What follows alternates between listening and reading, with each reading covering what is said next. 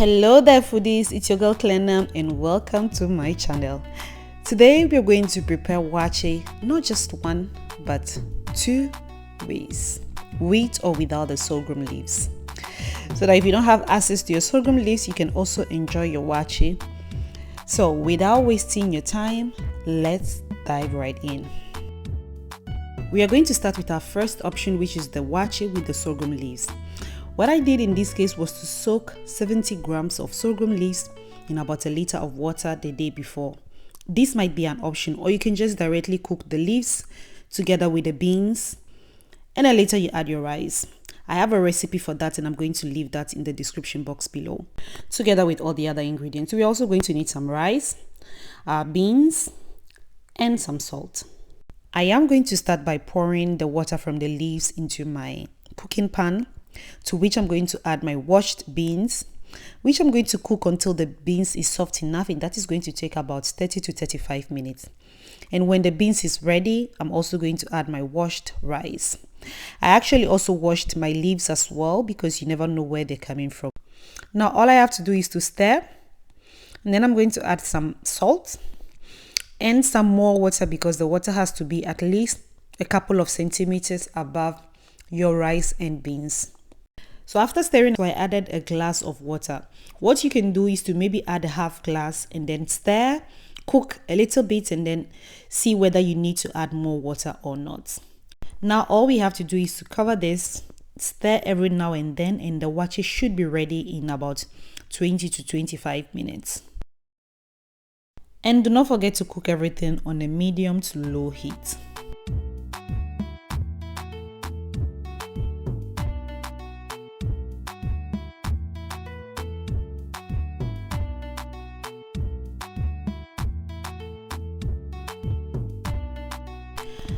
As you can see in the video, I have the type of cover that actually traps my heat and vapor in the pan.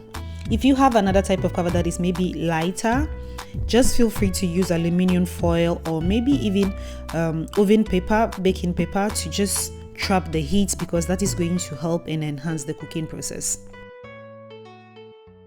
20 to 25 minutes later, as you can see, our waakye is ready. If you want it to be softer and moist than it is, all you have to do is to add more water, cover it up, and then wait for it to get to the softness that you desire. I am moving on to option number 2, which is the one without the leaves. And for this, I'm going to need a liter of water, to which I'm going to add my beans. And I'm also going to add a tablespoon and a half of sodium bicarbonate, which is what is going to do the work here. It is going to give the waakye the color and that distinctive taste that we're looking for. So all we have to do is to just stir, and what I'm going to do is to cook for 20 minutes, and 20 minutes later I can see that the water is absorbed. So I'm going to test to check the softness, and as you can see, the beans is still hard. So I'm going to add more water, precisely half a liter of water, and I'm going to cook for 5 to 10 minutes. Now, it is important to do the cooking in a large pan because the bicarbonate actually causes your beans or the liquid to overflow. So use a big pan so you're sure nothing comes out messing your kitchen up. So as you can see, I added my rice, and then I'm going to follow with some salt. And I'm going to stir this every now and then and let it cook for another 20 to 25 minutes on a medium to low heat.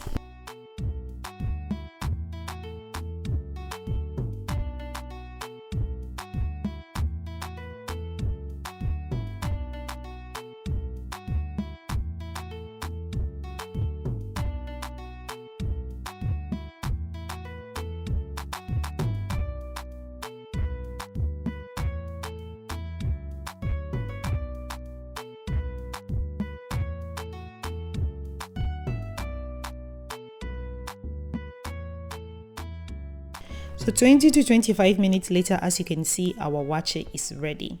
As usual, if you want it to be moist, just add more water and continue the cooking process. So now I'm just going to prepare my gari just by adding some warm water to the gari, which is going to make the gari soft. Some people add salt, I don't, but if you want, you can do that.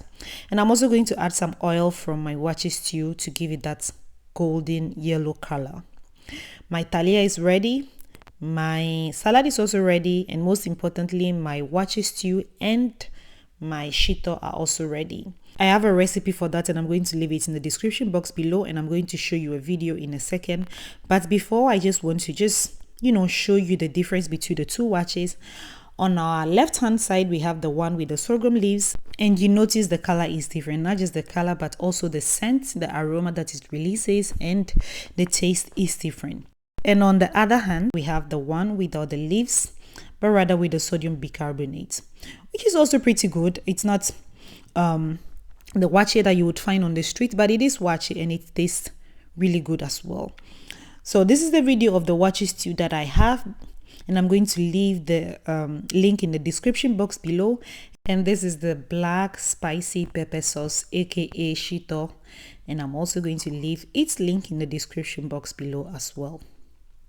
So I'm ready to peace out because it's time to eat, and I'm going to add my gari to my waakye, my talia, which is ready, my eggs, my fish, because I'm feeling kind of nostalgic today, and I've been craving for this waakye for some time now.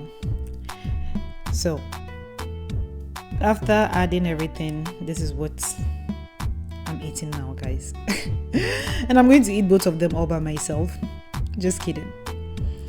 Anyway, as usual, if you loved what you saw, if you like what you see, please do not forget to support my channel by hitting the subscribe button, liking the video, sharing with your friends, and hey, let me also know what you think in the comment section below.